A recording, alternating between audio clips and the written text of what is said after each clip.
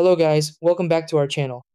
If your Costway portable air conditioner isn't performing the way you expect, maybe it's not cooling properly, shutting off unexpectedly, or showing unusual behavior, it can be frustrating, especially during hot weather. The thing is, most of these problems aren't serious faults. Portable AC units rely on airflow, drainage, and correct settings to function efficiently, and even a small issue in any of these areas can affect performance. Sometimes the unit might seem completely broken, but it's actually just dealing with something simple like blocked airflow or incorrect mode selection.